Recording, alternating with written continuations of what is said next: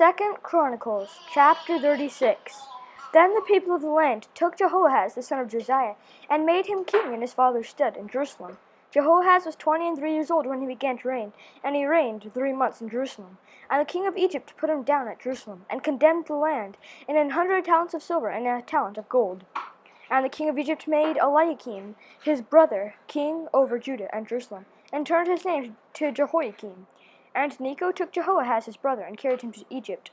Jehoiakim was 25 years old when he began to reign, and he reigned 11 years in Jerusalem. And he did that which was evil in the sight of the Lord his God. Against him came up Nebuchadnezzar, king of Babylon, and bound him in fetters, to carry him to Babylon. Nebuchadnezzar also carried the vessels of the house of the Lord to Babylon, and put them in his temple at Babylon. Now the rest of the acts of Jehoiakim, and his abominations which he did, and that which was found in him, behold, they are written in the book of the kings of Israel and Judah. And Jehoiakim his son reigned in his stead. Jehoiakim was 8 years old when he began to reign, and he reigned 3 months and 10 days in Jerusalem. And he did that which was evil in the sight of the Lord. And when the year was expired, King Nebuchadnezzar sent and brought him to Babylon, with the goodly vessels of the house of the Lord, and made Zedekiah his brother king over Judah and Jerusalem. Zedekiah was 120 years old when he began to reign, and reigned 11 years in Jerusalem. And he did that which was evil in the sight of the Lord his God, and humbled not himself before Jeremiah the prophet, speaking from the mouth of the Lord. And he also rebelled against King Nebuchadnezzar, who had made him swear by God.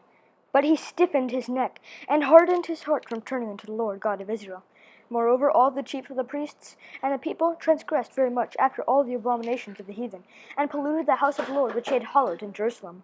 And the Lord God their fathers sent to them by his messengers, rising up betimes and sending, because he had compassion on his people and on his dwelling place. But they mocked the messengers of God, and despised his words, and misused his prophets, until the wrath of the Lord arose against his people, till there was no remedy. Therefore he brought upon them the king of the Chaldees, who slew their young men with the sword in the house of their sanctuary, and had no compassion upon their young men or maiden, old man, or him that stooped for age. He gave them all into his hand.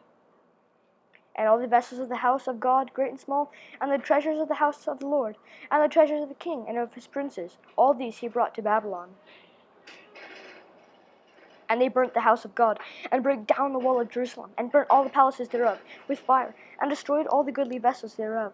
And them that had escaped from the sword carried he away to Babylon, where they were servants to him and his sons, until the reign of the kingdom of Persia, to fulfill the word of the Lord by the mouth of Jeremiah, until the land had enjoyed her Sabbaths. For as long as she lay desolate, she kept Sabbath, to fulfill 70 years.